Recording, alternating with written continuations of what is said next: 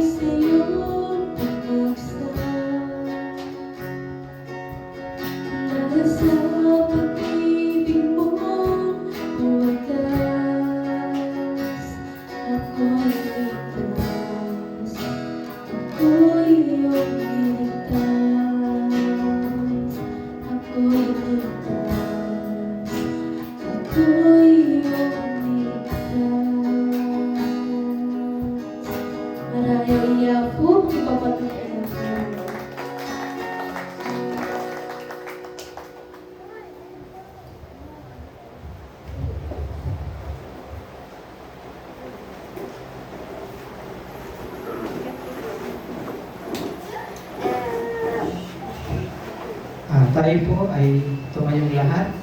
Yumuko at manalangin. Diyos naming lumikha ng langit at ng lupa, kataas-taasang Diyos, Hari ng mga hari.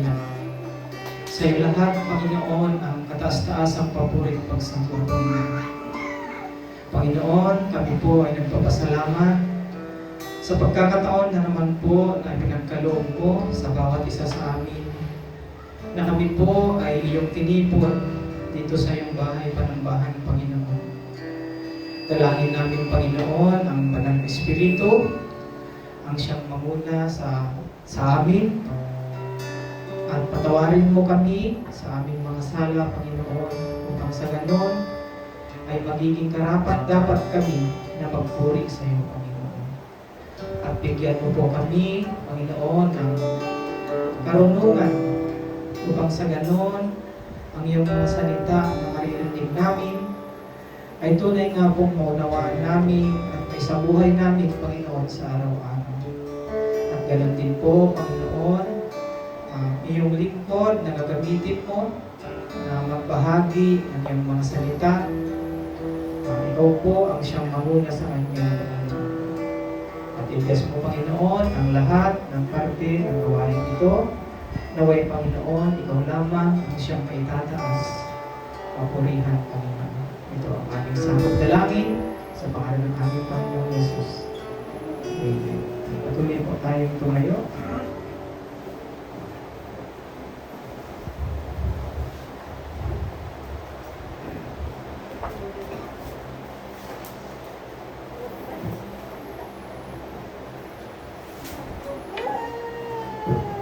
Buksan po natin ang ating mga Biblia sa Aklat ng mga Awit, chapter 190, verse 17 hanggang verse 21. Ganito po ang sabi.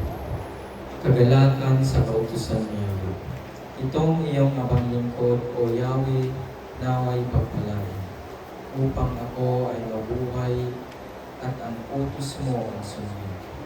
Buksan mo ang paningin ko pagkat nananabiglas niya, kabutihang ilululot sa aking iyong ulo. Ang buhay ko sa daigdig ay pansamantala lang, kaya huwag mong ikukupli sa akin ang kautusan. Ang puso ko'y nasasabik at ang laging hinahanap, ang lahat ng tuntunin mo ay mabatid oras-oras. Ang mga mapagmataas iyong pinaparusahan at iyong isinusupa ang sa utos mo ay langit. Sa ganitong mga tao'y ilayo mo akong mula. Yamang ang iyong kautusan ay siya kong tinutupad. Kahit ako ay usigit labanan ng pamumuhay, itong iyong abang lingkod sa utos mo'y mag-aaral. Ang buo mong kautusan sa akin ay umaani. Siyang burong nagpapayo sa lahat ko. Suliranin.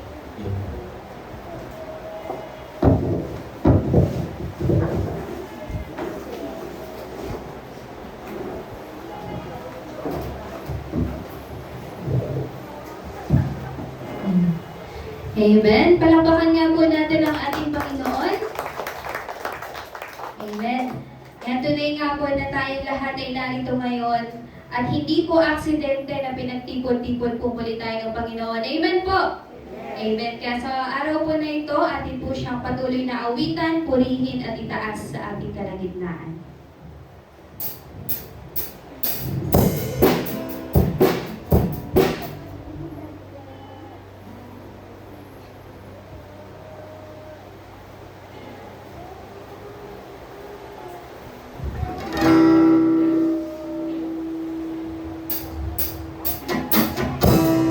Sige po, atin po mawitan ang ating Panginoon.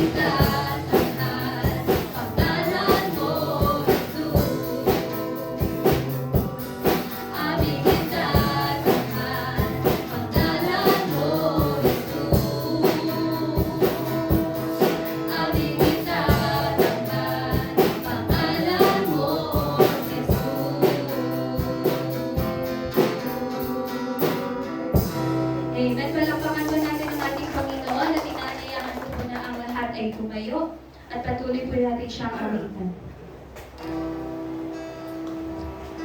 Yes, Father God. Lord, maraming salamat, Panginoon, sa iyong dakilang pag-ibig, Father God, na siyang tumubos sa bawat isa, Father God. And Lord, sa oras po na ito, Panginoon, kami patuloy na nagpapasalamat sa iyo, Panginoon, sapagkat kami iyong natagpuan, Father God. Kami patuloy, Lord, na nagpapasalamat, Panginoon, at dalangin namin na patuloy kang maghari, manahan, at kumilos sa aming mga buhay, Father God. Kaya Lord, sa oras na ito, patuloy ka namin tinataas, Panginoon. Ang pinig mo ay aking hanap-hanap sa gitna ng bawat takot at paghihirap. Sa kabila ng aking pagkukulang, katakwatan mo, O Diyos, tanging lahat. Sa puso at damdamin, ika'y mananatili. Walang hanggan ang alay mong pag-ibig. Natagpuan ang iyong pag-ibig na dakila. Doon sa krus, ako'y iyong pinalaya. Jesus, ako'y aawit ng walang hanggang pagpupuri. Ang puso ko'y sa'yo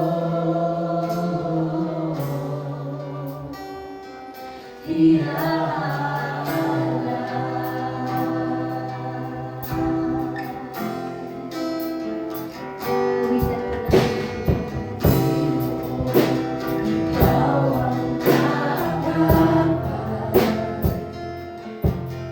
kabutihan mo sa akin di magkukulang.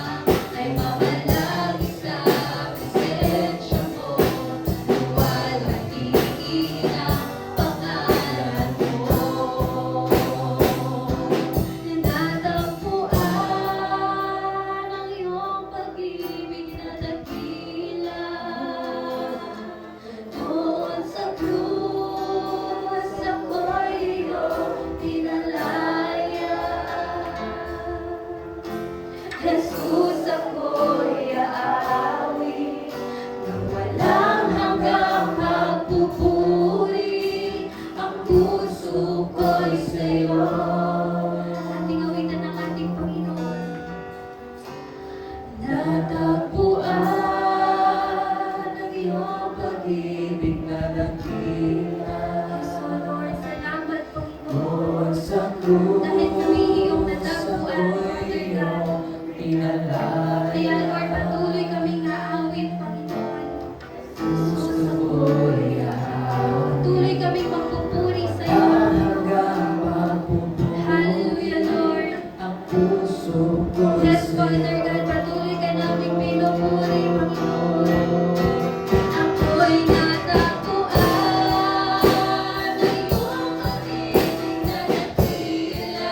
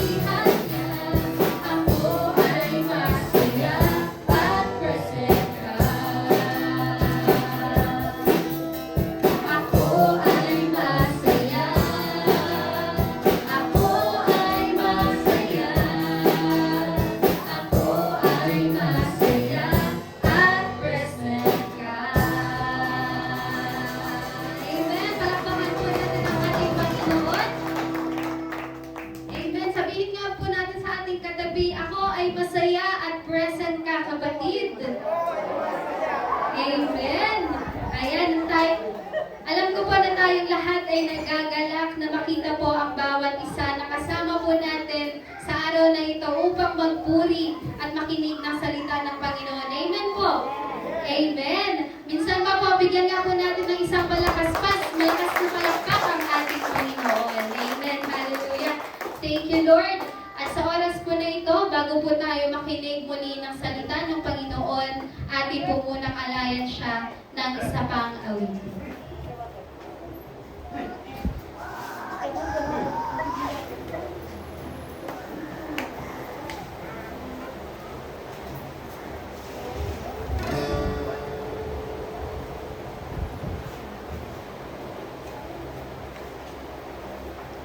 Vivirò vivirò vivirò vivirò you have what you need, you keep on searching all over, you keep on working. Running on empty, you can't find a remedy. Just come to the well.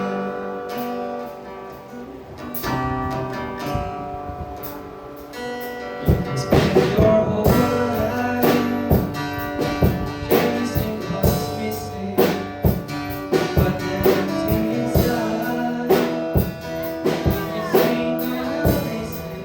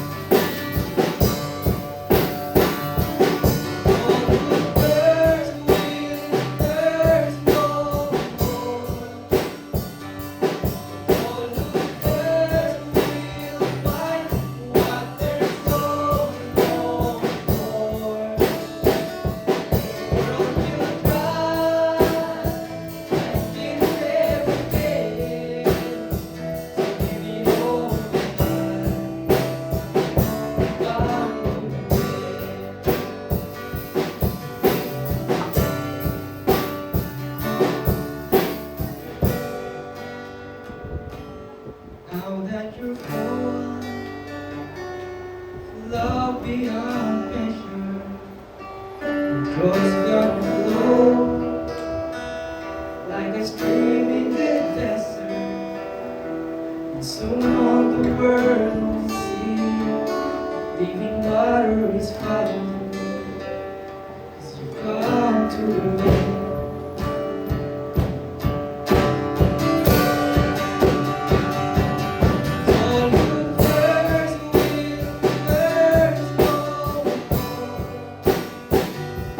All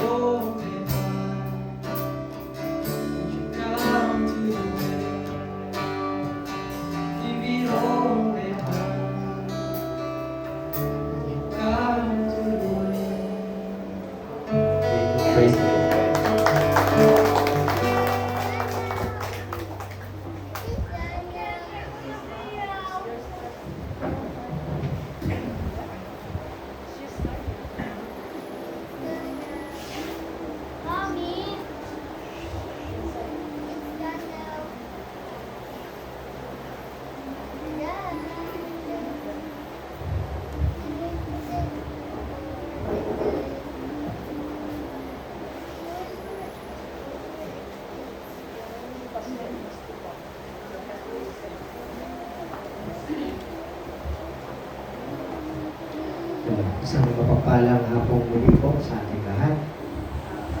Tunay nga po na nagagalak tayo na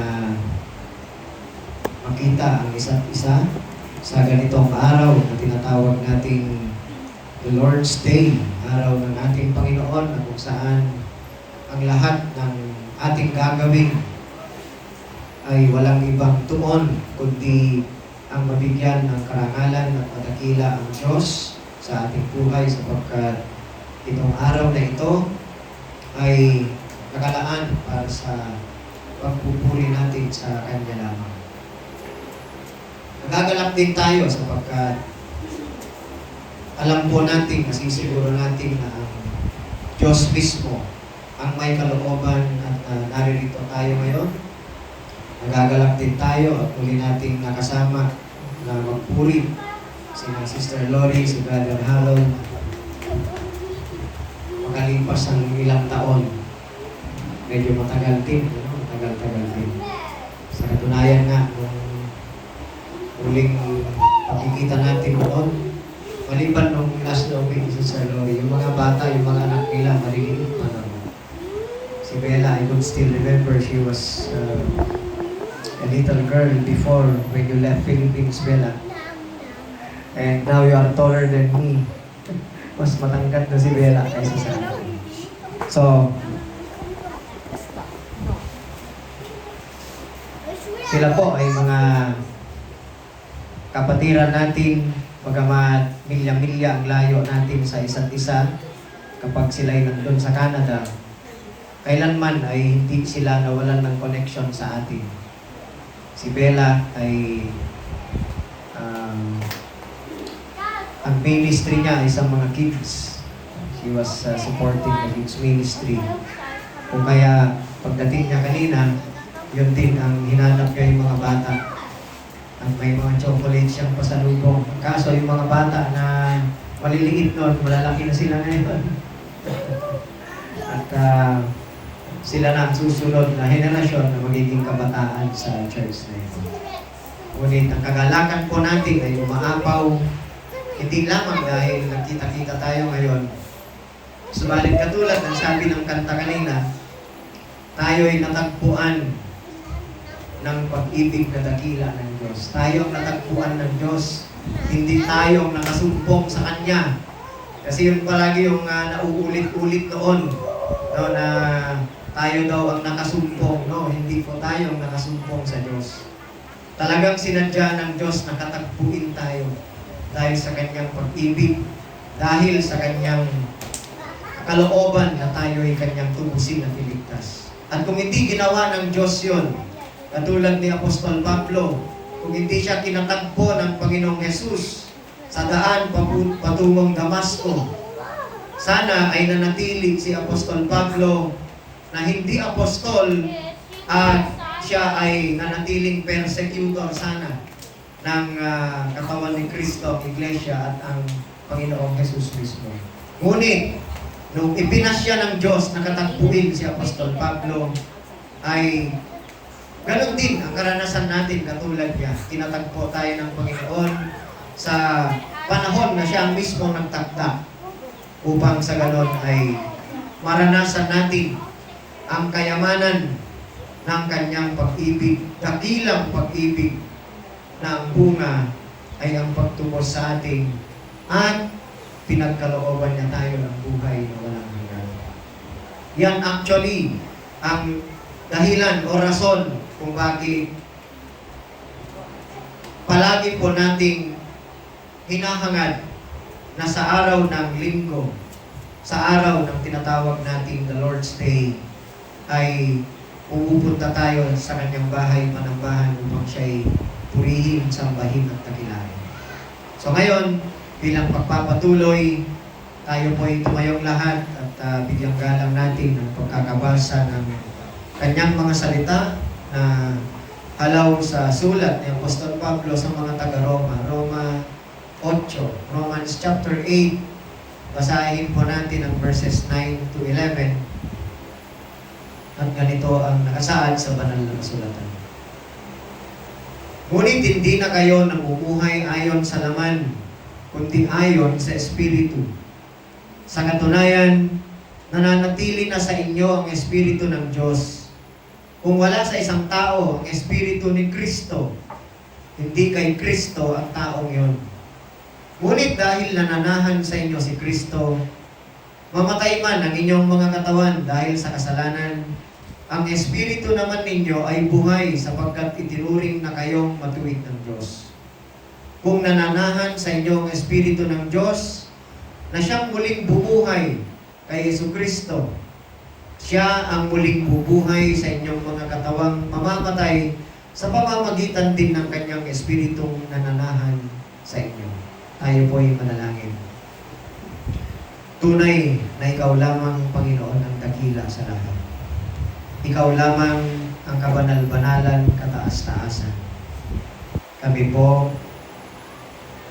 ay tumanggap lamang ng iyong awa, ng iyong habag, ng iyong kagandahang loob. Kung kaya nagkaroon po ng kabuluhan ang buhay namin. Ngunit bago mo kami kinatagpo, bago mo kami kinasihan ng iyong habag, dati ang buhay namin ay walang kabuluhan. Ngunit nung pinili mo na ipagkaisa kami kay Kristo Jesus na iyong anak, doon nag-umpisa ang buhay na may kabuluhan at nabigyan kami ng pag-asa. Matibay na pag-asa na aming makakamtan ang iyong mga pinangako sa takdang araw na ikaw ang may kalooban sapagkat ikaw ay tapat sa lahat ng iyong mga pangako. Wala kang pinapangako, Panginoon, na hindi natutupad sapagkat ang katapatan mo, ang iyong pag-ibig ay magpakailanman. Salamat, Panginoon, at kami naririto ngayon upang aming marinig ang iyong mga salita, ang aral na ituturo mo sa amin, ang siyang magpapalakas at magpapatibay ng aming pananalig at pag-asa sa iyo lamang, lalong-lalo na sa mga panahong ganito, sa mga nangyayari ngayon. Ikaw lamang ang ipinangako mo lamang na spiritual na mga bagay ang siyang nagpapatibay sa amin, Panginoon, sapagkat ang iyong mga pangako ay mas matibay pa sa aming pamumuhay. Gabayan mo kami sa aming pakikinig, nawa ang iyong banal na Espiritu nawa, Panginoon, ang siyang magturo, mag-usap sa bawat isa sa amin, at siyang magpaliwanag sa amin sa mga turong nais mo ihatid sa bawat isa. Ito po ang aming dalangin sa pangalan ni Jesus. Amen. So tayo po ay umupo.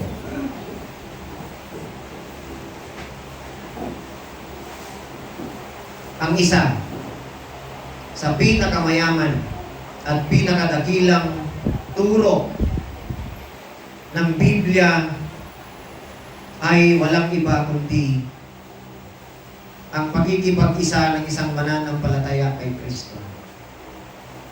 The richest and most glorious doctrines in all of Scripture is the believer's union with Christ. Ito po ang pag-aaralan natin sa hapon ito. Ang title ng mensahe, United with Christ, the blessings of our union with Him. Kapag tayo po ay tunay na nakipag-isa kay Kristo sa pamamagitan ng kalooban ng Ama sa langit, ay may mga pagpapala po na kaakibat niyan na ating matatanggap and we enjoy for the rest of our life until eternity. Ang kaligtasan, salvation na tinatawag natin, ay masyado pong mas higit kaysa sa pagkatuto o pagkaalam o pagtanggap natin sa mga katotohanan patungkol kay Panginoong Yesus at sa kanyang mga ginawa. Or mas malalim pa ang ibig sabihin ng salvation sa just a simple profession of faith o magpapahayag ng pananampalataya. Hindi lang po ganun kasimple ang salvation.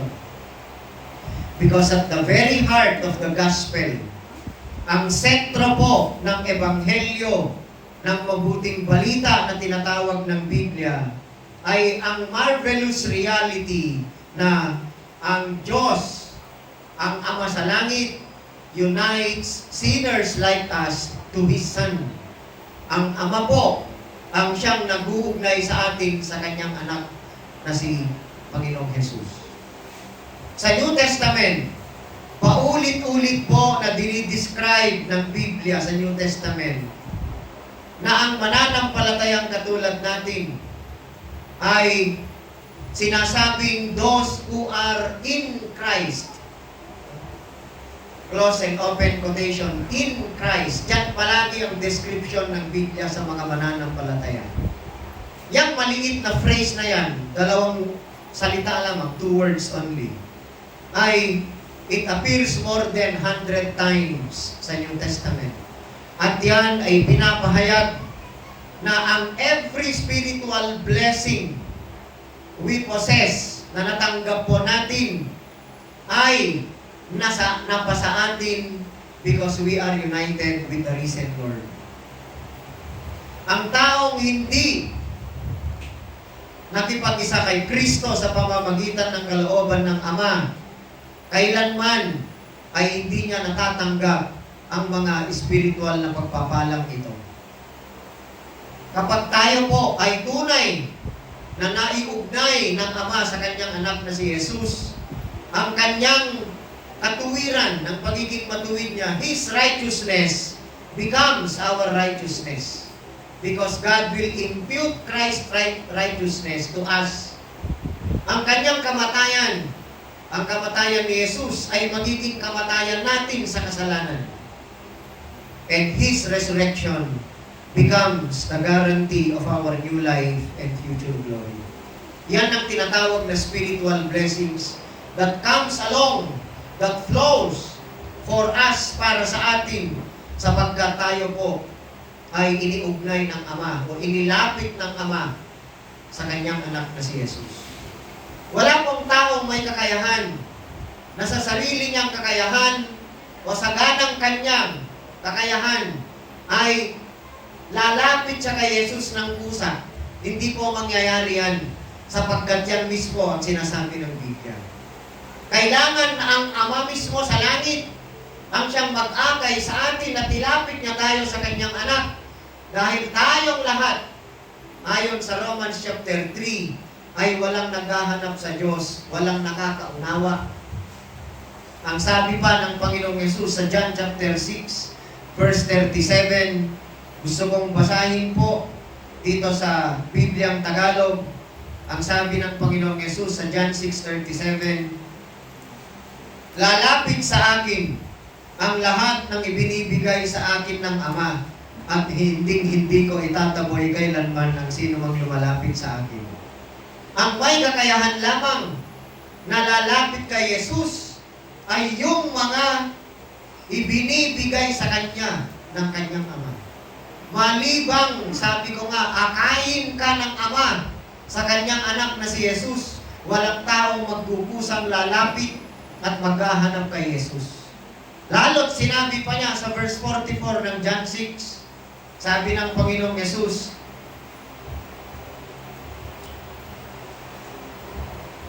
walang makakalapit sa akin, malibang akayin siya sa akin ng Ama na nagsugo sa akin, at ang lalapit sa akin ay muli kong bubuhayin sa huling araw.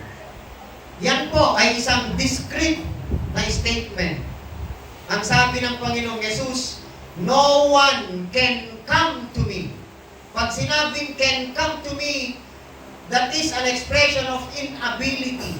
Walang kakayahan ang taong lalapit sa Kanya. Malibang, anong sabi? Malibang akayin ka ng aking Ama na nagsugo sa akin. No one can come to me unless the Father who sent me draws him. Without the drawing power of the Father, walang taong kusang lalapit kay Panginoong Yesus. Kaya itong unity with Christ ay napakahalaga. It is a glorious rich doctrine of Holy Scripture because tayo po ay makikipag-isa kay Kristo lamang sa pamamagitan ng kalooban ng Ama. Sabi nga ni John Calvin, he called union with Christ the highest degree of importance. Yon ang sabi ni John Calvin, napakahalaga, highest degree of importance. Bakit? For apart from union with Christ, kapag hindi po tayo inilapit ng Ama upang makipag-isa sa kanyang anak na si Jesus, none of His saving benefits becomes ours. Hindi papapa sa atin ang benepisyo ng kanyang pagliligtas kung hindi po tayo inilapit ng Ama sa kanyang anak na si Jesus.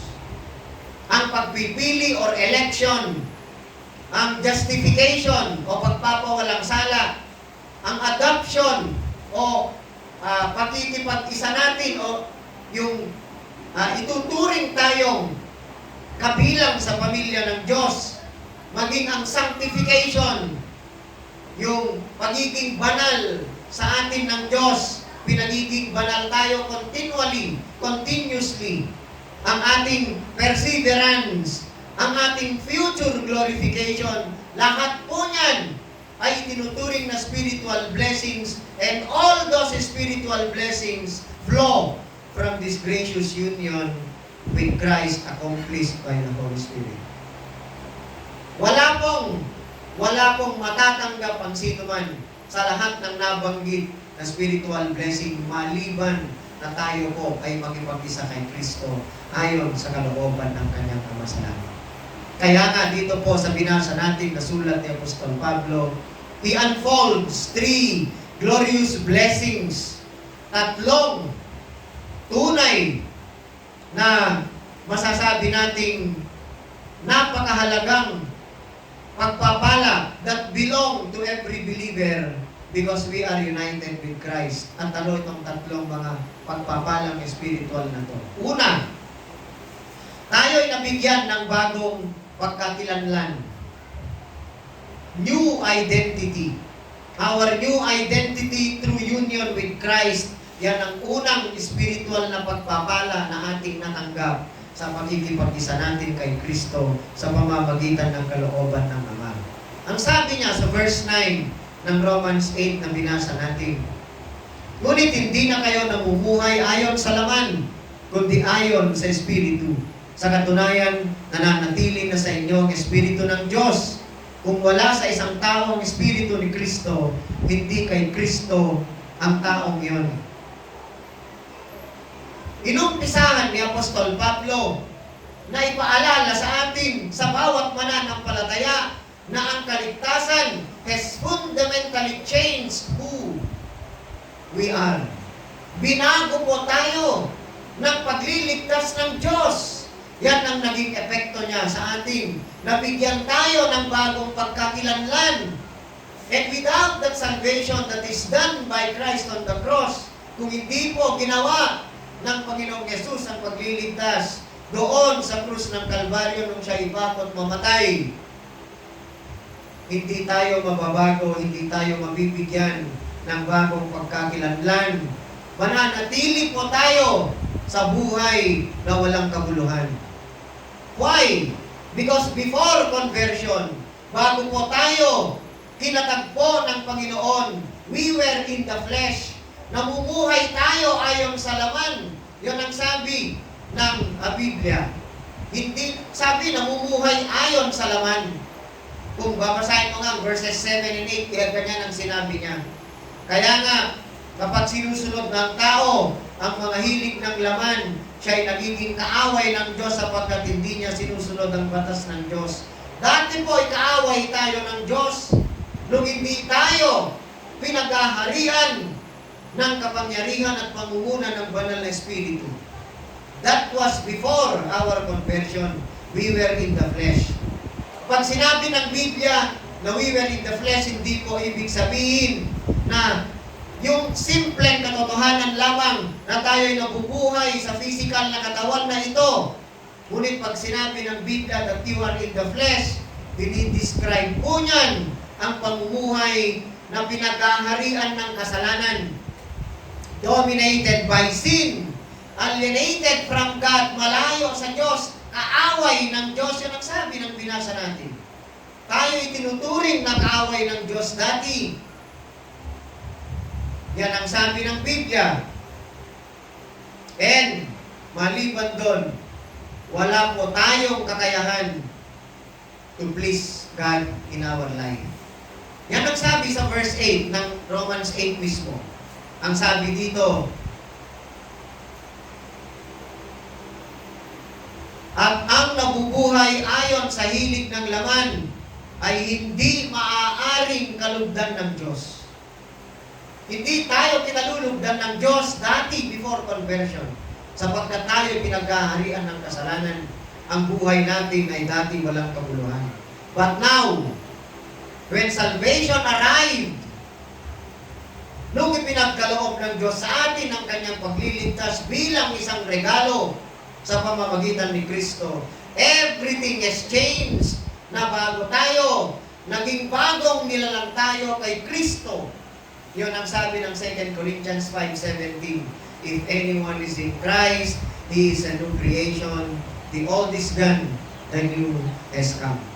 Ang isang tunay na mananampalataya na nakatanggap ng biyaya ng Diyos ng kanyang pagliligtas ay hindi na identified in the flesh, but by the Spirit. Yan ang sabi ng binasa natin sa verse 9 kanina. Ngunit hindi na kayo namumuhay ayon sa laman, kundi ayon sa Espiritu. Yan ang bago nating identity. Ganyan tayo binago ng Diyos because the Holy Spirit has taken a permanent residence within us. Magpakailanman po na nananahan sa atin ng banal na Espiritu. Taliwas po sa sinasabi o naririnig natin itinuturo ng ilan na maaari daw tayong iwan ng banal na Espiritu. E kung ganun po, ang paniniwala natin, hindi sana totoo ang sinabi ng Panginoong Yesus sa John chapter 14 when He said, I will pray to the Father and will ask Him to give you another helper or another counselor that will abide with you forever. Sabi ng Panginoong Yesus. Kung tayo iiwan ng banal na Espiritu, ibig sabihin nagkamali ang Panginoong Yesus sa kanyang sinabi that the helper will abide with us forever. Hindi po yun. Ang sinabi ng Biblia, mananahan ang banal na Espiritu sa ating magpakailanman. At walang sino mang makakapagbabago sa katotohanan yan. Now, tingnan po natin, pansinin natin ang sinabi ni Apostol Pablo. He had a remarkable description of the Holy Spirit na siyang nag-indwell sa atin. Dito sa verse 9. Sabi niya, sa katunayan, nananatili na sa inyo ang Espiritu ng Diyos. Spirit of God, sabi niya. And then, inulit niya, kung wala sa isang tao ang Espiritu ni Kristo, hindi kay Kristo ang taong yon. So, tinawag niya ang banal na Espiritu ng Diyos at Espiritu ni Kristo. Yan ay nagpapaliwanag sa atin na ang titles na ginamit ni Apostol Pablo affirms both the unity of the Trinity and the full deity of Jesus Christ na si Jesus ay Diyos. Na ang banal na Espiritu na siyang nananahan sa bawat tunay na mananampalataya is both the Spirit of the Father and the Spirit of the Son. Dito, inihayag ni Apostol Pablo ang pinakamaliwanag, clearest words of genuine conversion. Ano ang sabi niya? If anyone does not have the Spirit of Christ, he does not belong to Him.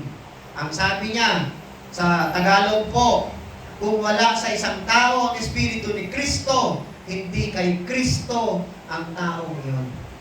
At nananahan lamang ang banal na Espiritu sa ating ayon sa kalooban ng Ama. Sa punto po na tayo'y na-regenerate o na-born again na tinatawag. sapagkat ang Holy Spirit ang siyang nagpapasya kung sino sa mga tao ang kanyang panananahan at hindi tao ang nagdi-decide sa bagay na yan. Mangyayari lamang yan ayon sa kalooban ng ating Diyos at Panginoon. Ang ating mga katawan, mga kapatid, ay nagiging templo ng Panginoong Diyos sa pamamagitan ng Holy Spirit. Because when we are united with Christ, permanente po siyang nananahan sa atin at ang bunga niyan, our identity has changed. Ang allegiance po natin ay nabago, hindi na sa mundong ito, kundi sa Panginoon na lamang. Maging ang ating citizenship ay nabago din. Hindi na tayo mga ordinary citizens, kundi tayo ay binigyan ng heavenly citizenship. At ang pinakamahalaga sa lahat, our destiny has changed. Ang destiny natin dati, before our conversion, we should be all going to hell. But because of the grace of God, dahil sa kagandahang loob ng Diyos, iniligtas niya tayo, tinubos niya tayo sa pamamagitan ng dugo ng Panginoong Yesus, at sa ginawa niyang yon, ang eternal destiny natin ay nabago. Tayo po ay may pag-asa na makakasama natin ang Diyos sa kaharian niya balang araw na kanyang pinili na magaganap ang bagay na yun. We no longer belong to ourselves. We now belong to Christ because He purchased us with His own blood. So ngayon, ang katotohanan ito, mga kapatid, ano ang application niya sa buhay natin? Kung tayo ay tunay na nakatanggap ng spiritual blessing na ito, na nabigyan tayo ng new identity in Christ, kailangan mabuhay tayo according to this new identity. Kung tunay na nananahan ang Banal na Espiritu sa atin, kailangan po na nakakayanan na natin to refuse to live as though we still belong to the old life. Hindi na tayo dapat namumuhay sa dati nating pamumuhay. Hindi na tayo dapat pinagkaharian pa ng mga nasang makalaman. Ang pursuit po natin ay nabago ng lahat. Lahat ng dati natin ginugusto, lahat ng dati nating iniibig. Nung tayo'y binago ng Diyos, inaayawan na natin. Yung mga dating bagay na inaayawan natin, nung binago tayo ng Diyos, yun na ang lubos nating ninanasa at ginugusto nating gawin sa buhay natin. So therefore, mga kapatid, we need to live according to our new identity. We need to pursue holiness because we belong to Christ. Pag sinabing pursue holiness, ang isa pong ibig sabihin ng Biblia dyan, be separate. Nung sinabi ng Panginoong Diyos sa mga Israelita, be holy because I, your God, am holy. Ang ibig niyang sabihin, mamuhay kayo ng naiiba sa mga hindi ko pinili at tinawag. Be holy means to be separate. We need to live lives that are separate from worldly pursuits. Yan po ang application ng unang point. Ang pangalawa, na spiritual blessing na natanggap natin dahil sa pakikipag-isa natin kay Kristo is our new life through union with Christ. Mayroon po tayong bagong buhay, hindi lamang bagong pagkakilanlan, bagong buhay mismo. Dito sa sulat ni Apostol Pablo sa verse 10, sabi niya, ngunit dahil nananahan sa inyo si Kristo, mamatay man ang iyong mga katawan dahil sa kasalanan, ang Espiritu naman ninyo ay buhay sapagkat itinuring na kayong matuwid ng Diyos. Akalain natin, itinuring tayong matuwid ng Diyos. Yan na ang bagong buhay natin. We are counted as righteous before Him because of Christ's righteousness. Ngunit, Kung hindi tayo nakipag-isa kay Kristo, if God the Father did not draw us to His Son, itong new life na ito, life of righteousness, kailanman ay hindi mapapasa atin. So Paul turns from our identity to our present spiritual condition.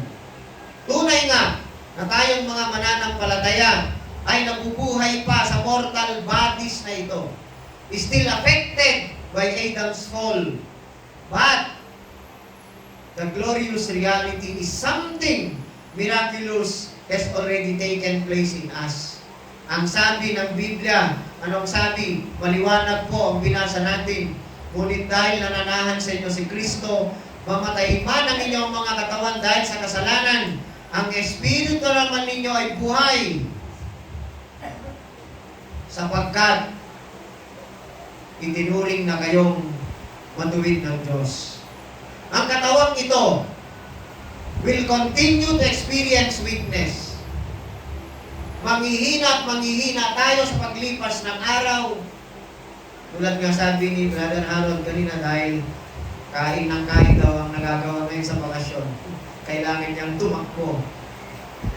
Dahil makakaranas ka ng panghihina kapag panay kain ang gagawin. Akala natin ang panay pagkain, makakapagbalakas, hindi pala, no? Panghihinain palang katawan natin. So, ang katawang ito will experience weakness, will experience sickness. Magkakasakit po ang katawang ito. Kahit anong gawin nating pag-iingat, mag-take ka man ng ilang vitamins or supplements or whatever. Hindi ko sinasabing wag na kayong mag-take ng vitamins or supplements o mag-exercise. Hindi yan ang sinasabi ko. Ngunit gawin man po natin yon consistently, hindi pa rin po natin maiiwasan ng magkasakit. Sapagkat ang katawang ito ay hindi dinisenyo ng Diyos na parang bakal mga kakalawangin, na hindi tatablan ng sakit. Tatablan po tayo ng sakit. These bodies, these mortal bodies, will experience decay and eventually physical death. Because sin's curse still affects creation. Ang sumpa ng kasalanan ay naapektuhan pa rin po tayong lahat. Bagamat ang katotohanan, something miraculous has already taken place in us. Dahil buhay ang ating mga kaluluwa. Dahil tayo po ay tinuring na matuwid na sa mamamagitan ni Kristo. Ganyan man ang tunay na kalagayan ng physical nating pangangatawan. Yet inwardly, we possess an entirely different reality. Ang mga kaluluwa po natin, our spirits have been made alive. Yan ang tinatawag nating miracle of regeneration. Sino ang makakagawa ng miracle of regeneration? May tao bang makakagawa niyan? No. It is only God through the power of the Holy Spirit. We are being made alive together with Christ. Sabi sa Ephesians, even we are dead in trespasses and our sins. But we were made alive together with Christ. Binuhay po tayong muli ng Diyos. Kahit tayo tinuring na patay na dahil sa kasalanan ng pagsuway.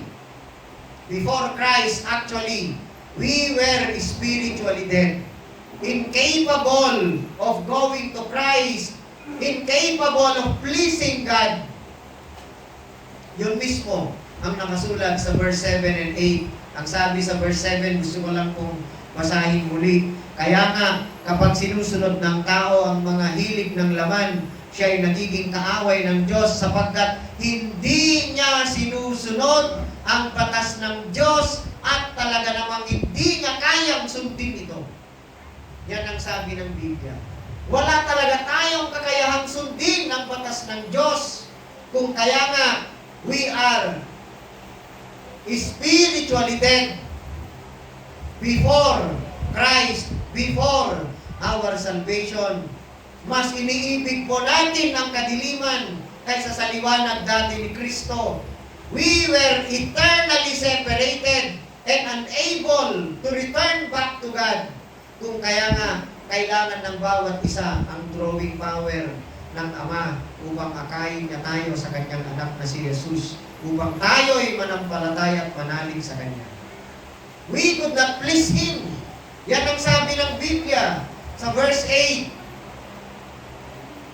At ang nabubuhay ayon sa hilig ng laman na hindi maaaring kalugdan ng Diyos.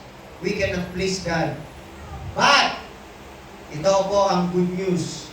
Because we have been united with Christ, we are spiritually alive now. We have peace with God. Na-establish po. Dati kaaway tayo ng Diyos. Ngunit dahil kay Jesus, nailapit tayo sa Kanya at itinuring po tayong mga anak niya. And peace was established within us and God. Kaya nga, ano ang pangalan na ibinigay? Isang pangalan ibinigay kay Jesus. Emmanuel, Prince of Peace. Hindi ba? Sapagkat siya ang nagugnay muli sa atin sa Diyos at nagkaroon tayo ng kapayapaan. Ngayon po, dahil nakipag-isa tayo kay Kristo sa pamamagitan ng kalooban ng Ama, we possess eternal life. Nasa atin na po ang buhay na walang hanggan. At meron po tayong kakayahan na we now have the power to walk in obedience. Nasusunod na po natin ang kalooban ng Diyos sapagkat tinutulungan tayo ng Espiritu niya na siyang nananahan sa atin. Itong bagong buhay na ito ay hindi po ipinoproduce o napoproduce by human effort. It rests entirely upon the righteousness of Christ imputed to us and applied by the Holy Spirit. Yan po ang katotohanan. Ang perfect obedience ni Kristo has become our standing before God. Tumatayo tayo sa harapan ng Diyos na binibilang na matuwid dahil sa walang kakulangan pagsunod ni Kristo sa kalooban ng kanyang Ama. Therefore, even while living in these dying bodies, sabi ni Apostol Pablo sa 2 Corinthians 4, even the outer man is wasting away, yet the inner man is being renewed day by day. Araw-araw po ay binabago tayo ng Panginoon. Therefore, even while living in these dying bodies, tayong mga mananampalataya ay meron na pong buhay na walang hanggan. We are living today with resurrection life dwelling within us. Yan ang sabi ng binasa natin sa verse 10. Ngunit dahil nananahan sa inyo si Kristo, mamatay man ang inyong mga katawan dahil sa kasalanan, ang Espiritu naman ninyo ay buhay sapagkat, anong sabi? Itinuring na kayong matuwid ng Diyos. So anong application yan sa atin, mga kapatid? Sapagkat meron na tayong bagong buhay. We are empowered by the Holy Spirit that is indwelling upon us. Kailangan po mabuhay tayo daily in dependence upon the Holy Spirit. Kailangan palagi po tayo nagdidepende sa banal na Espiritu sa daily walk natin o sa araw-araw nating pamumuhay.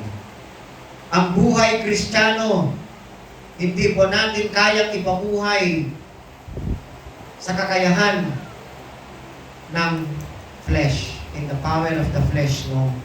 Ang sabi ng sulat sa Biblia, the flesh counts for nothing.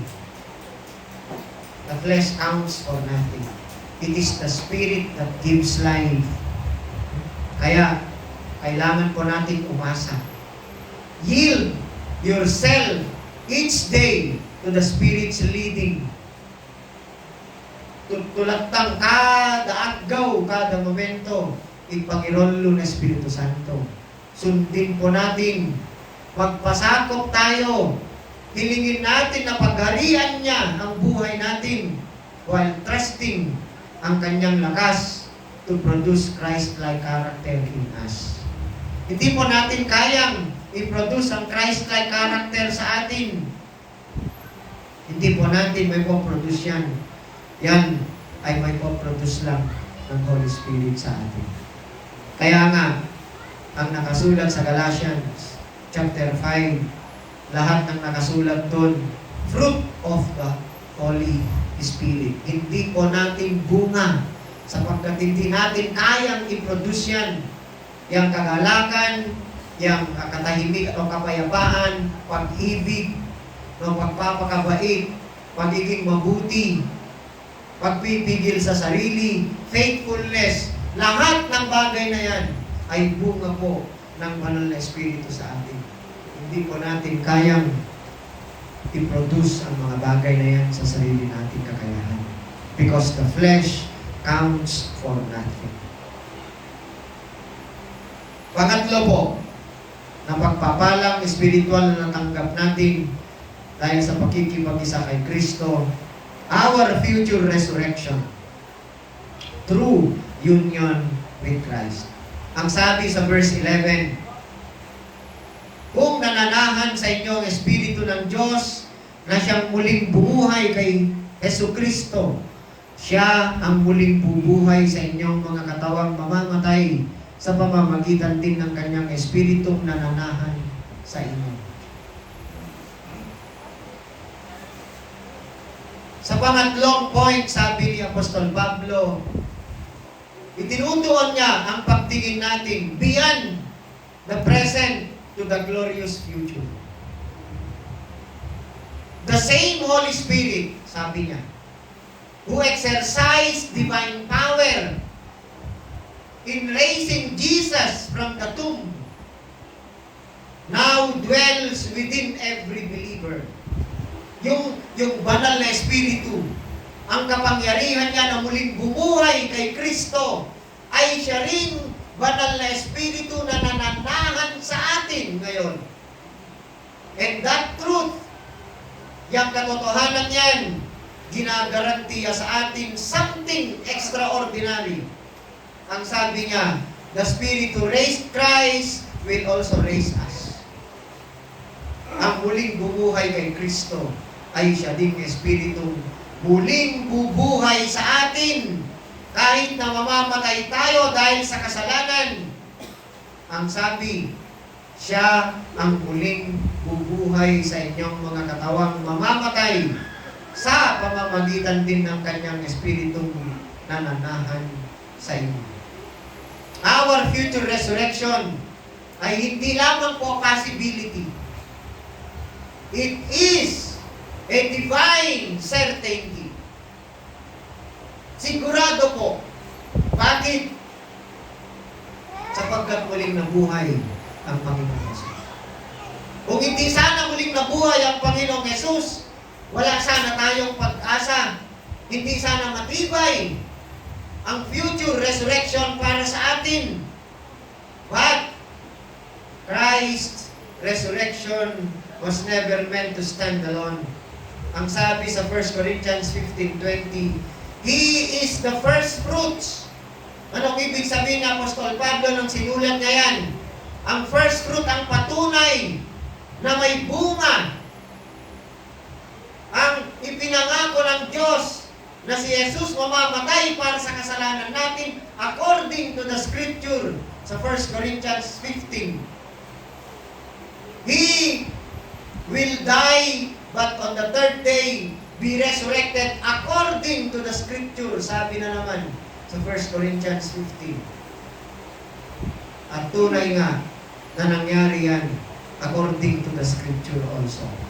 Kung kaya, ang resurrection ni Christ guarantees the resurrection of everyone united to Him. Amen. Kung tunay tayo po na nakipag-isa kay Kristo sa pamamagitan ng kalooban at kapangyarihan ng Ama, guaranteed po, hindi lamang possibility, it is a divine certainty na tayo po ay muling mabubuhay kasama ng Kristo. Because Christ conquered death we also shall conquer death. Sapagkat si Kristo ay muling nabuhay at nabubuhay magpakailanman, tayo po ay mabubuhay din magpakailanman. Ang kamatayan, therefore, has lost its ultimate victory. Kaya nga, nasabi ko kanina, nung nag-preach ako doon sa Santa Maria, sa lola ni na Pastor Ago na pumanaw na, ang libingan is not the believer's permanent home. Because we will be resurrected one day. Ang katawang nasisira, ang katawang mahina, ay papalitan ng Diyos ng isang katawang hindi na masisira, ang katawang hindi na mamamatay, sapagkat yan ang kalooban niya. Ang katawang ito na nasa sa atin sa kasalukuyan ay hindi po na-design na pang eternity, sapagkat ang katawang ito ay nanggaling sa alikabok at babalik din sa alikabok. Bibigyan tayo ng Diyos ng isang katawan sa muling pagkabuhay. At yung katawan na yon ang nadisenyo para tayo ay makakasama sa kaharian ng Diyos magpakailanman. One day, Christ will transform itong tinatawag nating malaray, na pagdi, hindi matibay, dying bodies.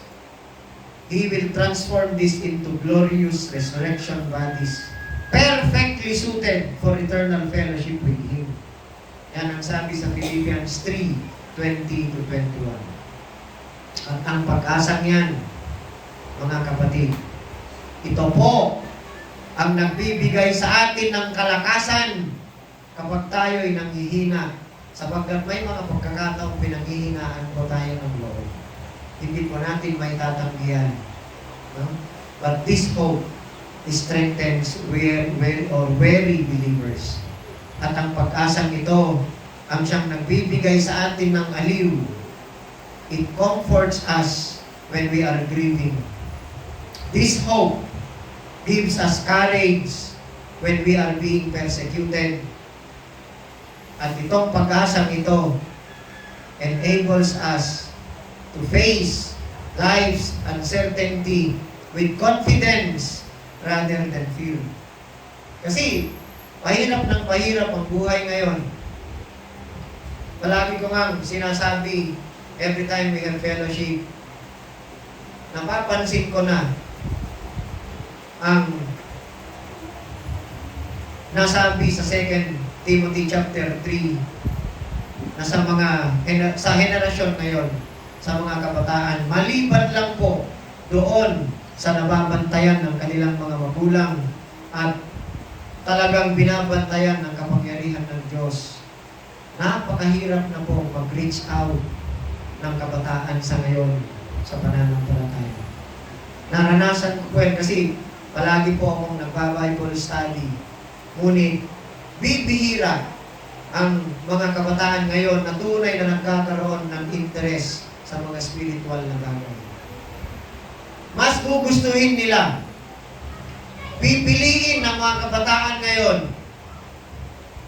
ang papasyal-pasyal, magmomotor-motor kung saan-saan pupunta kaysa sa pupunta sila sa worship service. Mas pipiliin ng mga kabataan ngayon ang ubusin nila ang oras nila sa cellphone, TikTok at kung ano-anumang mga laro kaysa magbasa ng salita ng Diyos. Mas pipiliin ng mga kabataan ngayon to follow the passion of their senses than hearing the message of the Word of God. Nag-o-offer ako ng Bible study sa school. Ngunit katulad marahil sa panahon nila Jeremias at Isaias, ipinapahayag nila ang imbitasyon ng Diyos na sila ay manumbalik. Ngunit, lubhang matigas ang puso ng mga tao. Ang iniisip ko lang palagi, ang concern ko na pinapanalangin ko sa Diyos. Ang warning kasi ng Panginoong Jesus, sabi niya, when the Son of Man comes, will He find faith on earth? may masusumbungan pa kayang pananampalataya si Jesus sa kanyang muling pagbabalik. Kaya nga, tayong mga naririto ngayon, tayong mga magulang, palagi ko po kayong hinihikayat, bantayan po natin ang ating mga anak. Hikayatin natin sila na pumunta rito. Ipanalangin natin sila fervently that God will create hunger sa mga puso nila, pag-asam sa mga spiritual na bagay. Gawin po natin yan nang may pananadya, sapagkat kung basahin po ninyo ang 2 Timothy chapter 3, mabibigyan po kayo ng warning. Dahil sinabi doon, sa last days, during the last days kung saan nabibilang po ang panahon natin, marami ang mga taong nagkukunwaring mga Diyos. They have the form of godliness, but they lack power. Ang mga anak ay magiging suwail, magiging masuwayin sa mga magulang, magiging maibigin sa sarili, magiging maibigin sa pera o sa labi. Yan ang sinabi ng 2 Timothy chapter 3. Kaya, huwag po nating hahayaan, ipanalangin natin sila sa Diyos, sapagkat ang Diyos lamang ang may kakayahan na baguhin ang kanilang mga puso. Hilingin natin sa Diyos na gawin niya ang sinabi niya sa Ezekiel chapter 36 verses 26 and 27, that God will give them a new heart. He will remove the heart of stone in them and replace it with a heart of flesh. And He will give them a new spirit upang tutulungan niya sila na makapamuhay ayon sa kanyang kalooban. Itong binasa po natin sa Romans 8:9-11. Tinutuluan po tayo ng pakikipag-isa kay Kristo. Changes everything. Because we are united with Him, we possess a new identity. Meron po tayong bagong pagkakilanlan through the indwelling Holy Spirit. Dahil sa pakikipag-isa kay Kristo, we enjoy new spiritual life through Christ's righteousness. And because of our union with Christ, we have the certain hope of bodily resurrection through God's resurrection power. At anong application niyan ng pangatlong point natin? Face suffering with confident hope. Harapin po natin ang anumang dumarating sa buhay natin na meron po tayong matibay na pag-asa. Meron po tayong kumpiyansa. Nanghihina man ang katawan natin, nagkakasakit man tayo, maging ang kamatayan ay hindi natin maiiwasan. Ngunit dahil tayo po ay nakipag-isa kay Kristo, we are being united by the Father with the risen Christ. Para sa atin, ang pinakamahalaga ay ang ating future eternal glory. Hindi magkakabula ang sinabi ng Biblia. Those He foreknew, He predestined to be conformed to the likeness of His Son. At lahat ng mga dating, according to the foreknowledge of God, anong sabi? Sila'y tinawag. He called. And those He called, He justified. And those He justified, He glorified. Ang future hope po natin ay ang glorification natin. Tayo po ay mapapabilang sa kaharian ng Diyos at mapapasa atin ang kaluwalhatian katulad sa kaluwalhatian ng ating Panginoon. Therefore, let us walk in holiness, serve Him faithfully, and face every trial with confidence, knowing that we belong to Christ now and forever. bless you all. Tayo po ay manalangin. Dakilang Diyos, lubos kaming nagpapasalamat, Panginoon, sa pagtuturo mo sa amin sa pamamagitan ng iyong mga salita. Tunay, Panginoon, na kami po ay mahina, wala po kaming kakayahan na harapin ang lahat ng pagsubok sa buhay, ang lahat ng mga bagay na nagdudulot ng hirap sa amin. Ngunit salamat, Panginoon, at hindi lamang ito ang buhay na gusto mong ipagkaloob sa amin. Magwawakas po ang buhay na ito sa kasalukuyan. Ngunit ang pag-asa po natin ay ang buhay na walang hanggan sa piling mo na kung saan ay wala ng kahirapan, wala ng pagtitiis, wala na pong pagdurusa, pagkus, ay ma-enjoy po namin ang buhay na kasama ka. Salamat, Lord, sa matibay na pag-asang ito na ipinarating mo sa amin. Pagpalain mo nawa ang mensaheng ito sa aming mga puso at isipan. At ito po ang aming hiling at dalangin sa pangalan ng aming Panginoong Jesus. Amen.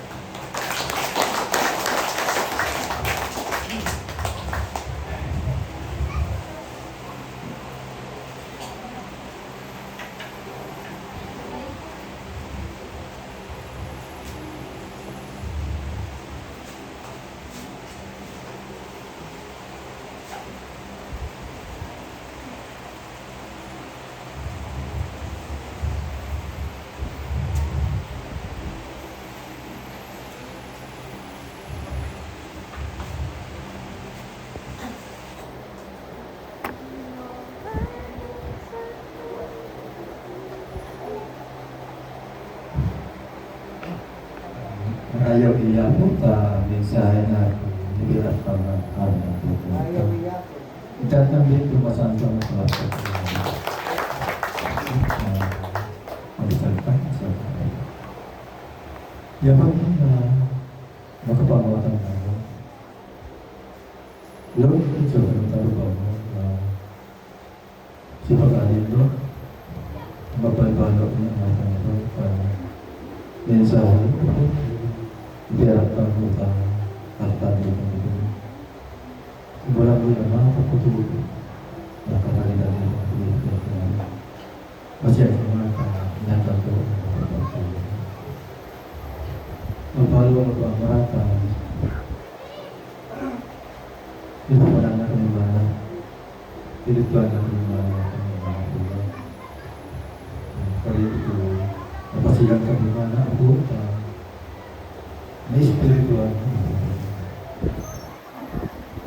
Dati Ama, si kami ay kontrami. Kontrami ang kontrami. Kasi kami Ama. Balbalot hubungan mo na naging namin. Mas napasikat ka rin mga hubungan mo. Mabalo ang mga blessing yung spiritu tumiyawa ang mga ay masunod natin ang kapatid. Mabalo ang mga blessing ang mga naratulog ang mga ikaw.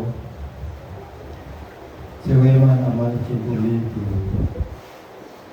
mag-ituloy ang mga sakripisyo. Recondition ang mga ito. Bakit nagatan kami ay nakaroon ang mga ito. Siya ngayon ang ama at siya ulit mag-ituloy ang mga ito. Alawat ang mga ama ang bensyon ng mag-ayaw ka. Kaya ito sa nita ng ganyan ang Jesus. Amen.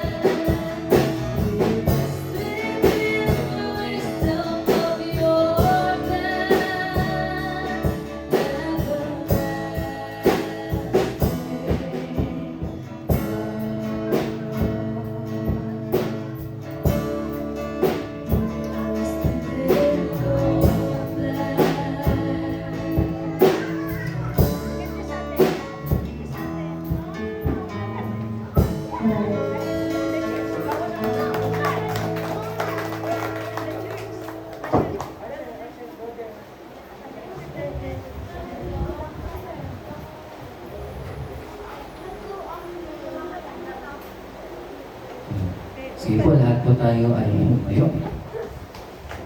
At tayo po ay lumuko at tayo po ay manalangin. Panginoon Diyos namin na dakila sa lahat, pinupuri at pinapasalamatan ka po namin sa iyong kabutihan sa aming buhay, Panginoon. Salamat din po sa iyong katapatan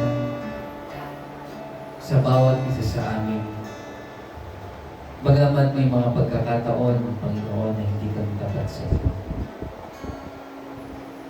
Panginoon, maraming salamat po sa katotohanan na inihayag ng muli sa bawat isa sa amin, Panginoon. Ng mga pagpapala, Panginoon, ng pakikipag-isa namin sa iyo. Truly, O Lord, na lahat po ng ito ay hindi mula sa amin, hindi buhat sa amin, kundi buhat sa iyo. At salamat sapagkat you have really bestowed upon us all of these blessings. Hindi man kami karapat-dapat, Panginoon. Ngunit, bago palikhain ng mundo ito, dati mo na kami pinili at tinawag. Maraming pong salamat, Panginoon. Dalangin po namin na muli ay samahan niyo po kami sa isang linggo na naman po namin naharapin ang mga pagsubok, ang challenges ng buhay na ito, Panginoon. And we pray for strength, Panginoon. Kung sa ganon, patuloy po kami mamuhay ng tapat sa iyong harapan. At patuloy ka namin mapaglingkuran, Panginoon. Dinadalangin din po namin ang ating mga kapatid na ngayon ay dumadaan sa kasakitan. Dalangin po namin ang iyong pagpapagaling sa bawat isa sa aming Panginoon. We trust in you, Panginoon, na ikaw po at ikaw lamang, Panginoon, aming kakayahang maggawad ng kagalingan. At nawa, samahan niyo rin po kami at ipagkaloob niyo rin po ang lahat po ng pangangailangan natin sa lahat ng aspeto ng aming buhay.